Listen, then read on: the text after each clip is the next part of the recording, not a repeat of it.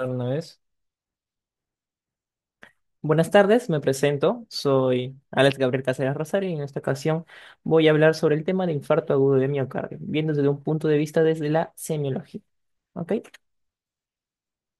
El contenido de esta sesión básicamente va a ser dividido de la siguiente manera. Vamos a tener que tener en cuenta saberes previos, como la definición de lo que es un síndrome coronario agudo, también lo que es propiamente el infarto agudo de miocardio, tocando puntos como su definición, al igual que los tipos que este va a tener. También realizar una correcta anamnesis y también tener en cuenta un examen físico adecuado. ¿Ok? Los objetivos de esta sesión, ¿cuáles van a ser? Básicamente tenemos que tener en cuenta conceptos básicos de lo que es el síndrome coronario agudo, también sobre cómo es que ocurre la patogenia del infarto agudo de miocardio, tener en cuenta los principales factores de riesgo, al igual que también identificar los principales motivos de consulta en la anamnesis y los cambios en el examen físico que se puede llegar a tener.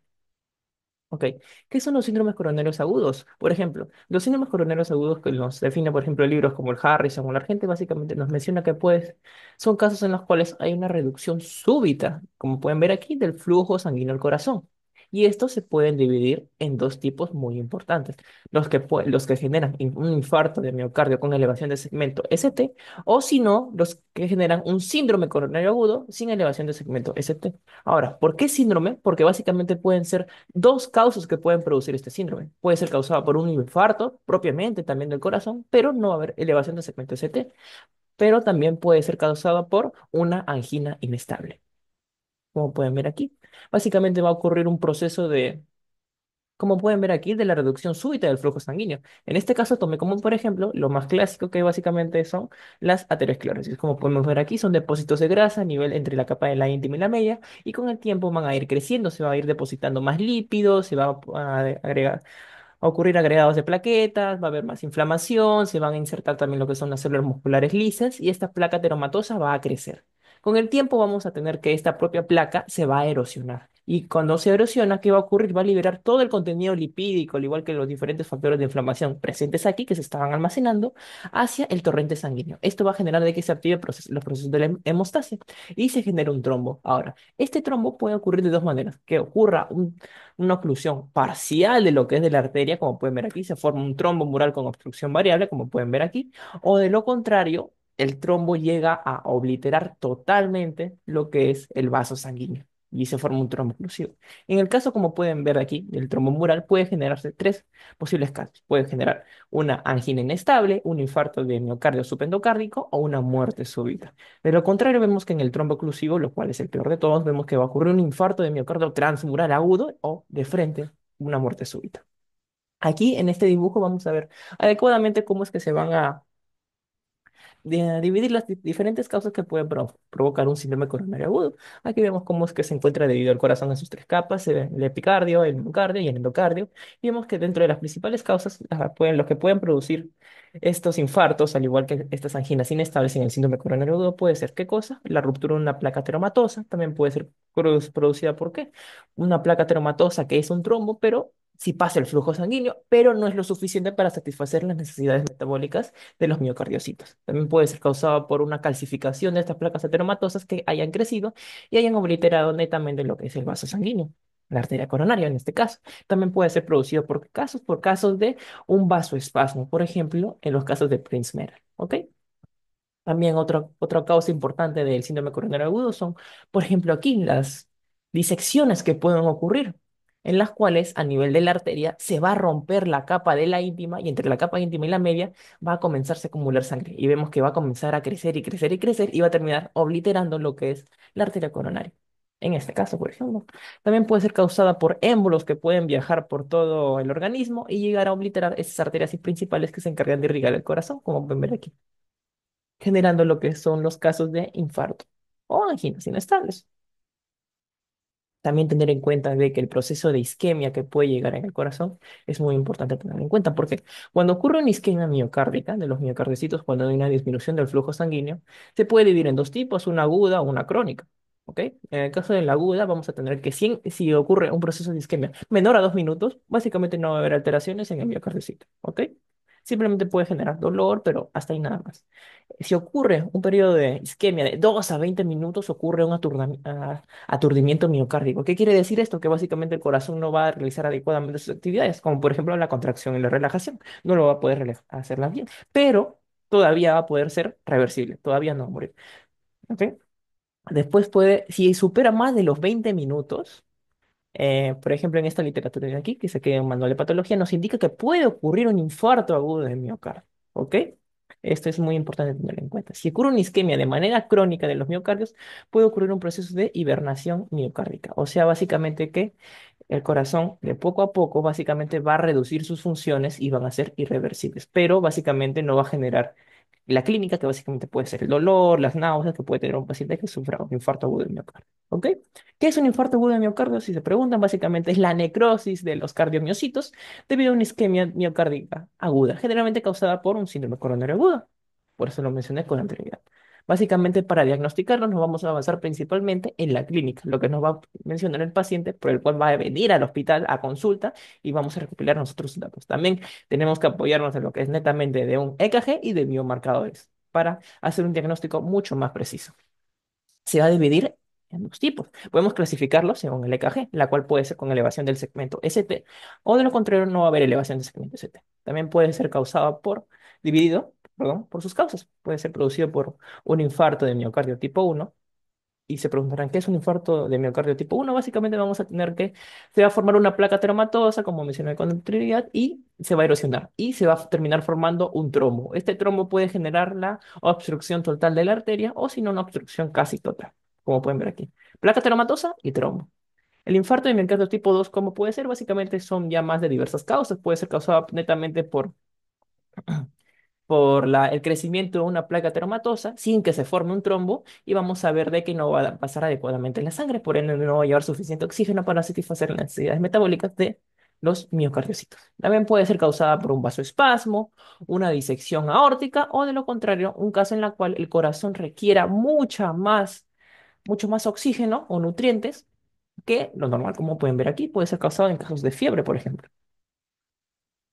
También tenemos el infarto de miocardio tipo 3, en los cuales ocurre una muerte súbita del miocardiocito y no da tiempo para realizar un adecuado estudio de biomarcadores y no se sabe cuál ha sido adecuadamente la causa. Y finalmente el infarto de miocardio tipo 3 básicamente puede ser causado por casos en los cuales un stent o después de una cirugía abierta de liberación de lo que son de las arterias coronarias, de la placa que estaría, por ejemplo, ocluyendo el vaso sanguíneo, puede generar de que regenere o se forme nuevamente un trombo, por ejemplo, a nivel del stent. Y eso va a generar de que se termina ocluyendo y genera el infarto a causa del isquemia prolongada. Ahora, también tener en cuenta cómo es que se divide según o en base al encaje. Según la clínica, vamos a tener que primero nuestro paciente va a venir con dolor torácico. Y es por eso en la cual esto nos va a orientar a diagnosticarlo de dos formas. Tenemos que pensar rápidamente que puede ser un síndrome coronario agudo o simplemente es un dolor de tipo no coronario. ¿Ok? Puede ser causado de otras causas, como por ejemplo una pericarditis, también puede ser causada por ejemplo, un neumotórax, o entre otros, o básicamente una osteocondritis. Hay que tener eso siempre en cuenta. ¿Ok? Una vez que tenemos estos casos registrados, vamos a hacer rápidamente a nuestro paciente un EKG, en la cual vamos a ver adecuadamente si hay segmento ST elevado o si no hay presencia del segmento ST o básicamente es uno normal. Ahora, si tiene de frente, vemos que el paciente tiene segmento ST elevado, de frente ya sabemos de que es un infarto agudo de miocardio con segmento ST elevado. Mientras que si vemos de que tiene, no tiene, perdón, un segmento ST elevado, eso automáticamente no nos va a hacer pensar de que no tiene nada el paciente, sino que le hacemos un estudio de troponinas, en las cuales vemos que si están positivas, básicamente es un caso de infarto agudo de miocardio con segmento ST no elevado.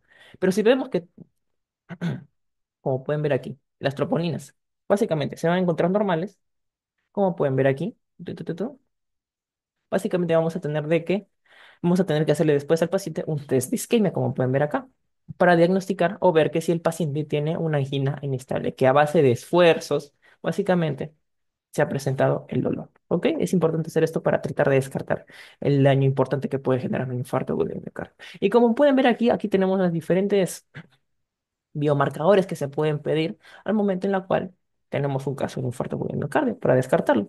Vemos de que podemos pedir generalmente la mioglobina, la CKMB o la troponina, de los cuales las principales o las cuales más se piden es la CKMB, al igual que la troponina. ¿Por qué? Porque vemos de que aquí, en los cuales sus concentraciones se mantienen altas en una mayor cantidad de tiempo, como pueden ver aquí, la troponina siendo la mayor y la CKMB también. También la mioglobina, pero como pueden ver aquí, rápidamente disminuye. Es por eso que principalmente se piden las troponinas, troponinas y la CKMB adecuadamente. Ahora, en relación a lo que es la anamnesis, nosotros tenemos que tener en cuenta qué cosa, los motivos de consulta en un paciente que puede venir. Puede tener el clásico dolor torácico, también puede tener síntomas autonómicos, disnea, también la astenia o debilidad extrema, las palpitaciones y los síntomas atípicos que puede presentar un paciente. En el caso de las mujeres, por ejemplo, o los ancianos o pacientes diabéticos, ¿ok? En el dolor torácico, el clásico dolor que vamos a tener el paciente es un dolor en la ubicación retroesternal, o sea, detrás del esternón, básicamente. Y va a tener el paciente la sensación de opresión o constricción, básicamente tener el dolor en cinturón. ¿Ok? También vamos a ver que el paciente va a llegar a consulta con lo que es agarrándose en el pecho en forma de punta o apretándose, como lo menciona, por ejemplo, libros de semiología como la Argenta. También vamos a tener que, si le preguntamos más al paciente sobre cómo es este dolor, a dónde se irradia, generalmente se va a irradiar a lo que es el brazo izquierdo, la mandíbula, el cuello, espalda o hacia el epigastrio, ¿ok? También menciona de que el dolor se puede irradiar a dónde, hacia lo que es la zona baja, hacia el ápex de la apófisis sifoides, por ejemplo. También puede tener que tener una duración mayor a 30 minutos. Como pueden ver aquí, este 30 minutos puede ser variar, puede ser mayor a 20 a 30 minutos, dependiendo de su bibliografía respectiva.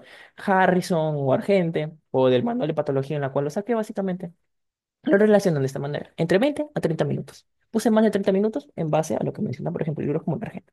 Y también no va a haber cese con el reposo ni con los nitratos, ¿ok? O sea, ¿a qué se refiere con cese con el reposo? Básicamente puede ser causado simplemente de dolor por una angina estable. Básicamente un paciente va a tener un dolor torácico por hacer grandes esfuerzos. Y básicamente si le decimos descanse, se le va a pasar, pero en este caso no va a pasar. Si también le aplicamos nitratos, tampoco va a pasar, porque los nitratos van a generar vasodilatación, o sea, haciendo de que la propia arteria se dilate y por ende ya no esté ocluida. Pero vemos que con los nitratos tampoco va a funcionar, netamente. El corazón de por sí ya está infartado. En los síntomas autonómicos tenemos que se puede producir qué casos, la sudoración excesiva, las náuseas y vómitos y la sensación de desmayo o mareo. En el caso de la disnea, básicamente es la sensación de falta de aire que va a tener el paciente. Se va a sentir ahogado y vamos a tener que estar utilizando sus músculos respiratorios. ¿Ok?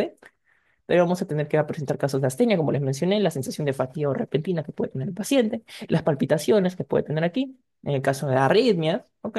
Y finalmente síntomas atípicos, como cuáles molestias en el epigastrio, dolor abdominal, también vamos a tener dolor torácico leve o ausente incluso también. El paciente puede estar en estado de confusión e incluso también puede tener la sensación de angustia o muerte súbita, como lo mencionan los libros de psicología. Ahora, también tenemos que nosotros, al momento de hacer nuestra historia clínica, que preguntar los diferentes factores de riesgo, antecedentes, en los cuales tenemos, aquí, por ejemplo, en el Argente nos menciona que se dividen en dos tipos, los factores mayores o los que tienen mayor probabilidad de generar un evento coronario, y los menores, ¿ok? En caso de los mayores, los dividen en dos tipos, los modificables y los no modificables. Modificables tenemos las dislipidemias clásicamente, o sea, el consumo excesivo de grasas, o básicamente el paciente de por sí tiene una enfermedad congénita en la cual hace de que los lípidos aumenten a nivel sanguíneo. La clásica hipertensión arterial y el tabaquismo.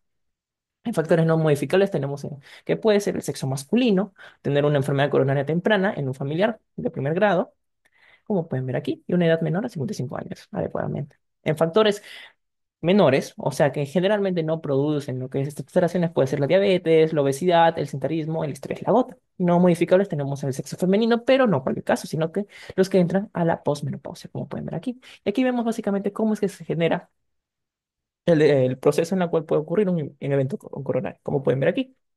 La obesidad, la falta de ejercicio, una dieta rica en azúcar, carbohidratos y falta de verduras, carnes, pescado, ¿qué puede generar? De que aumente la LDL, el HDL y eso genere de que se produzcan, por ejemplo, placas ateromatosas a nivel sanguíneo, como pueden ver aquí, y la falta de ejercicio también. El tabaquismo también puede influir en esto. ¿Por qué? Porque puede erosionar la placa ateromatosa. ¿Cómo es que se produce la placa ateromatosa? Como lo mencioné, recordando básicamente se van a depositar lo que son netamente lípidos a nivel entre la capa de la íntima y la capa media, como pueden ver aquí. Después va a haber un reclutamiento de lo que son diferentes células inflamatorias y van a ingresar en esta capa. Va a generar de que aumente el tamaño de la placa teromatosa y además de ello van a reclutar macrófagos y células musculares lisas, haciendo que crezcan aún mucho más.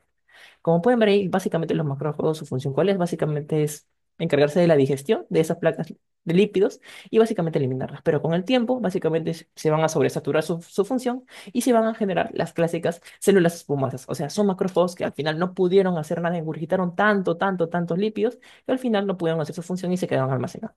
Y vemos aquí también que con el tiempo ha crecido mucho más esta placa teromatosa. El tabaquismo, por ejemplo, como mencioné con anterioridad, que genera, al igual que la hipertensión arterial, generan de que ocurra una disfunción endotelial. O sea, básicamente generan tanto daño por estrés oxidativo hacia el endotelio de que tenga mayor probabilidad de que esto se erosione y se rompa, liberando su contenido a nivel sanguíneo. Y si libera su contenido a nivel sanguíneo, ¿qué va a generar? ¿Qué va a producir? Básicamente de que se genera un trombo y al final terminan ocluyendo el vaso sanguíneo respectivo.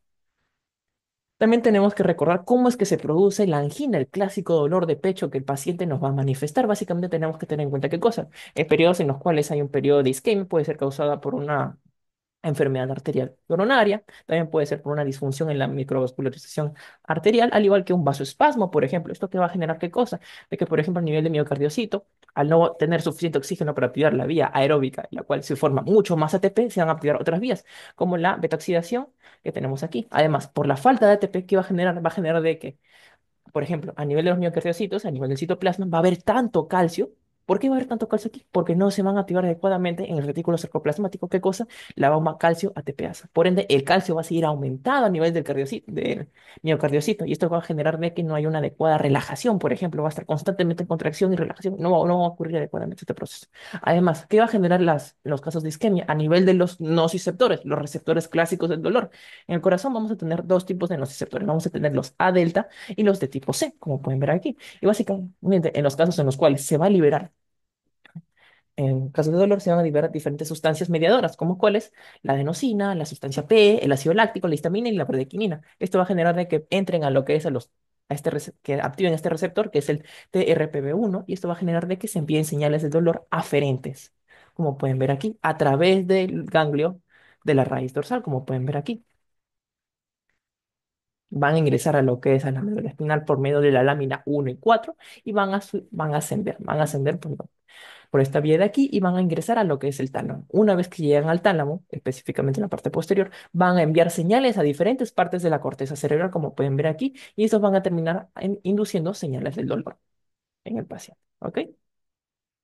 Ahora, ¿cómo es que se manifiestan las señales del dolor a nivel de, por ejemplo, estos dermatomas? Porque es que generalmente un dolor que va a ocurrir a nivel cardíaco generalmente se va a manifestar en lo que es la región del cuello, la mandíbula, el pecho e incluso hacia la parte media de lo que es el brazo y el antebrazo, como pueden ver aquí. Básicamente está relacionado con que las fibras viscerales, o sea, básicamente las fibras nerviosas que controlan al corazón y las que se relacionan con estas áreas, como pueden ver aquí, T2, T3, T4 y T1, como pueden ver aquí, básicamente van a ir por la misma vía, como pueden ver aquí. Al final se terminan uniendo.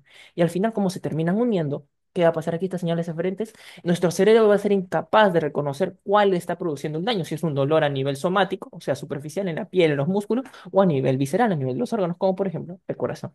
Es por eso en la cual va a generar que, por ejemplo, un daño aquí puede generar de que nuestro corazón piense de que también el dolor se ha producido a nivel somático, a nivel de la piel. Es por eso de que un caso de isquemia, de infarto agudo de miocardio, al momento en el cual se producen las señales de dolor, cuando se activan las señales de dolor, como mencioné con anterioridad, al final se terminen activando también las señales somáticas, como pueden ver aquí, las señales superficiales. Eso no es en los casos en los cuales puede generarse el dolor a nivel del pecho, que se irradia hacia el cuello o hacia la parte medial del brazo y el antebrazo, como pueden ver aquí adecuadamente. También tener en cuenta de que por qué se explica o por qué se produce dolor en el cuello o a nivel supraclavicular, como pueden ver aquí. Generalmente, ¿por qué? Porque las fibras que se encargan de inervar al corazón van desde C8 hasta T1. T1, como pueden ver aquí adecuadamente. T1, T4, como pueden ver aquí. Y es por eso en los cuales también puede llegarse a producir el dolor en esa zona. ¿Ok? Y aquí vamos a continuar con la explicación netamente de por qué se produce este dolor. Básicamente tenemos que, debido a las diferentes moléculas inflamatorias que se producen en casos de isquemia, esto puede generar de que sean registrados por el hipotálamo y se generen casos de fiebre. También tenemos, como les mencioné aquí, por qué es que se produce el dolor o la angina y se puede irradiar hacia el brazo izquierdo, cuello, como pueden ver aquí. También básicamente vamos a tener de que el propio corazón va a tener inervación por parte del nervio vago. Es por eso en los cuales al momento que se presenta el dolor, también va a terminar, estas moléculas mediadoras también van a terminar activando lo que es netamente esta inervación de aquí por parte del nervio vago. Es por eso en la cual se van a activar activando vías que van a generar en el paciente qué cosa. Va a generar debilidad, cansancio, náuseas, vómitos. También una disfunción que ocurre a nivel de la sístole, o sea, básicamente vamos a tener de que el periodo de contracción miocárdica no va a ocurrir adecuadamente. ¿Qué va a generar? Va a generar que el volumen de eyección, el volumen sistólico, al igual que el gasto cardíaco disminuya, porque el corazón no puede contraerse adecuadamente y expulsar la sangre. ¿Y esto qué va a generar? Va a generar de que el corazón, o básicamente el sistema simpático autónomo, trate de compensarlo y al momento de que lo compense, aumenta el tono simpático, aumenta la contractibilidad, aumenta la frecuencia cardíaca. ¿Y esto va a generar qué cosa? Va a generar de que se activan procesos secundarios a estos, como por ejemplo la sudoración, al igual que la piel pegajosa que puede tener el paciente, al igual que va a generar qué cosa esto, una vasoconstricción generalizada por activación simpática. Esto va a generar que ocurre en consecuencia vasoconstricción en las arteriolas de la piel y es por eso que puede generar la piel fría, ¿ok? También tener en cuenta qué cosa, de que por ejemplo la incapacidad que va a tener el corazón de eyectar la sangre del ventrículo izquierdo hacia la aorta debido a un infarto, los miocardiocitos no van a poder contraerse adecuadamente. Por ende, el contenido sanguíneo va a terminar almacenándose en el ventrículo izquierdo. Si está en el ventrículo izquierdo, van a terminar con el tiempo aumentando su contenido y regresar a la aurícula izquierda. Y si aumentan tanto en la aurícula izquierda, va a terminar regresando por las venas pulmonares. Y si regresan por las venas pulmonares, regresan por los capilares sanguíneos que se encuentran a nivel de los pulmones. Y esto va a generar por aumento de presión hidrostática de que se produzca edema en los alvéolos. Y si se produce edema en los alvéolos, básicamente vamos a tener de que no va a haber un correcto paso de oxígeno desde los alvéolos hacia los capilares. Si se preguntan cómo es que se va a producir este proceso, básicamente está explicado de esta manera como pueden ver aquí. Básicamente debido a los procesos en los cuales vamos a tener aquí que se va a regresar lo que es la sangre a través de las venas pulmonares y se van a ir hacia los capilares sanguíneos. ¿Qué va a pasar aquí? Va a aumentar netamente, como pueden ver aquí, la sangre que se va a encontrar en los capilares. Y esto va a generar que por presión hidrostática pasen a lo que es el intersticio. Desde el intersticio lleguen a los alvéolos. Y los alvéolos se saturen mucho de agua. Esto que básicamente, ¿cómo se llama? Se llama edema. Un edema pulmonar agudo puede ocurrir esto. Y esto va a generar ¿qué cosa? Va a generar de que en el paciente se produzca disnea. ¿Por qué? Porque básicamente no vamos a tener que el oxígeno va a pasar de los alvéolos hacia los capilares porque se está almacenando y hay mucho líquido aquí presente. Y esto va a generar de que, como les mencioné, se produzca la disnea. Al igual que el paciente le va a faltar el aire, va a utilizar sus músculos accesorios de la respiración. ¿Para qué? Para tratar de compensar esta resistencia que provoca este líquido almacenado aquí para que pase el oxígeno. ¿Ok? Deben tener en cuenta qué cosa aquí. Aquí, por ejemplo, vamos a tener de que al momento en el cual vamos a tener la presencia netamente de líquido en los alvéolos, al momento que ocurre la inspiración, al momento que ocurre o ingrese lo que es el aire, va a mover este líquido almacenado en los alvéolos. Y esto va a generar que al momento en el cual nosotros hacemos la auscultación, vamos a escuchar los clásicos estertores pulmonares. ¿Ok? Sonidos como burbujas reventándose, claramente. ¿Ok? También tener en cuenta de que cuando nosotros hacemos la auscultación en algún foco cardíaco, vamos a escuchar el tercer ruido. ¿Qué es el tercer ruido? Básicamente es en los cuales, recuerdan que les mencioné que en el ventrículo izquierdo se va a almacenar líquido, ya ok. Cuando ocurre el proceso del ciclo cardíaco, netamente, llegue sangre, lo que es a la aurícula derecha, pasa al ventrículo derecho, después la sangre va por las arterias pulmonares, va al pulmón y llega a las venas pulmonares, después llega a la aurícula y de la aurícula llega al ventrículo izquierdo, ¿ok? ¿Qué va a ocurrir aquí? Debido al residuo o gran residuo de sangre que va a quedarse almacenado en el ventrículo izquierdo por su incapacidad de contraerse y eyectar toda la sangre debido a que los miocardiocitos se encuentran infartados, muertos, necrosados, ¿qué va a ocurrir? Básicamente cuando ingreses nuevamente va a ocurrir una turbulencia cuando ingrese ese aire esa sangre que va a ingresar de la aurícula izquierda hacia lo que es netamente el ventrículo, básicamente va a terminar chocando. Y esto ese choque con las paredes y al igual que con el líquido residual que va a quedar en el ventrículo izquierdo va a generar de que se genere el tercer ruido. También tenemos que netamente cuando se puede llegar a producir lo que es el cuarto sonido en un periodo de diástole, o sea, básicamente los miocardiocitos también, en procesos en los cuales básicamente vamos a tener que no van a poder relajarse debido a que se encuentran infartados. ¿Qué va a ocurrir? La aurícula izquierda va a tratar de compensar esa cantidad de líquido que se está almacenando del ventrículo izquierdo y está regresando hacia la aurícula izquierda. ¿Qué va a pasar? La aurícula izquierda o atrio izquierdo, ¿qué va a generar? Va a generar de que se contraiga con mucha más fuerza. Y el momento que se contraiga con mucha más fuerza enviar la sangre que se está regresando, va a generar el cuarto sonido. Generalmente ocurre antes del primer y segundo sonido cardíaco. También tenemos casos en los cuales puede haber una necrosis de los músculos papilares. Básicamente, ha habido estos procesos de isquemia, como mencioné. Si se necrosan estos músculos papilares, ¿qué va a ocurrir? Va a haber una disfunción o ruptura de estos mismos. O sea que las valvas que básicamente van a tratar de evitar que regrese la sangre del ventrículo a la aurícula no van a funcionar adecuadamente. Esto va a generar de que ocurran casos de regurgitación, como pueden ver aquí. Y puede llegar casos a escucharse un caso de ruido un murmullo pansistólico, como pueden ver aquí. Aquí básicamente es un resumen de lo que les estaba mencionando anteriormente, que se puede generar en el paciente qué cosa, por activación simpática, palidez, piel fría y hipotensión, signos de insuficiencia cardíaca, en los casos en los cuales básicamente el corazón ya no pueda eyectar adecuadamente la sangre, debilidad general y mareo, como les mencioné. En el examen físico respiratorio vamos a encontrar disnea, los estertores en las bases pulmonares. También vamos a tener que en el examen físico cardiovascular que vamos a encontrar la taquicardia sinusal, la bradicardia, un pulso irregular, la presencia del tercer o cuarto ruido cardíaco, como mencioné, los soplos de insuficiencia mitral por disfunción isquémica, o sea, de los músculos papilares, o sea, como mencioné aquí, la regurgitación, una claudicación en miembros inferiores, o sea, básicamente que esto nos quiere decir que no solamente vamos a encontrar ateromas a nivel de de las arterias que irrigan al corazón, sino que también puede generar ateromas a nivel de las arterias que se encargan de irrigar, por ejemplo, los miembros inferiores. ¿Y qué es la claudicación? Básicamente es el dolor que va a presentar el paciente luego de hacer una actividad física en los miembros inferiores, por ejemplo, a causa de una falta de oxígeno. O sea, los músculos que se encuentran en los miembros inferiores van a necrosarse por la falta de oxígeno o básicamente van a entrar en estado de isquemia y va a producir dolor. Eso se le llama claudicación. ¿Ok? También déficit en pulsos en extremidades por la falta de flujo sanguíneo que puede llegar. En examen físico abdominal no va a haber generalmente ni casi ninguna alteración. Puede ser el abdomen se va a encontrar blando, depresible y no va a haber dolor a la palpación. También los ruidos hidroaéreos, o básicamente producidos por la contracción de los intestinos, se van a encontrar normales, sin ningún problema. Y el sistema nervioso central, básicamente el paciente puede encontrarse en los casos en los cuales básicamente no esté llegando sangre a lo que es a nivel del cerebro, puede haber una alteración en la conciencia. ¿Ok? Las conclusiones de esta presentación, ¿cuáles van a ser? Básicamente vamos a tener que el síndrome coronario agudo, como podemos ver aquí, básicamente es una de las principales causas de reducción de flujo sanguíneo. Y esto puede generar qué cosas, lo más importante que vemos en el día de hoy, un infarto agudo de miocardio. También tenemos que tener en cuenta que la principal patogenia del infarto agudo de miocardio que es una placa teromatosa que en consecuencia termina erosionándose y formando un trombo y genera qué cosa, una reducción en el flujo sanguíneo. O sea, no va a pasar el sangre y no va a irrigar adecuadamente lo que es el corazón. Los principales factores de riesgo, como mencioné, tenemos la hipertensión, diabetes, dislipidemia, tabaquismo y obesidad. Y entre otros, como pueden ver aquí. Es por eso que el tratamiento enfocado en estos pacientes es tratar de disminuir eso o controlar. También principalmente tenemos que recordar las clásicas características que va a tener un paciente con infarto agudo de miocardio. ¿Cuáles van a ser? Básicamente lo retroesternal opresivo, la disnea, la sudoración profusa que va a tener el paciente al momento que le preguntamos sus motivos de consulta, al igual que vamos a tener en cuenta los signos de inestabilidad hemodinámica y la auscultación cardíaca que se va a encontrar alterada. ¿Ok?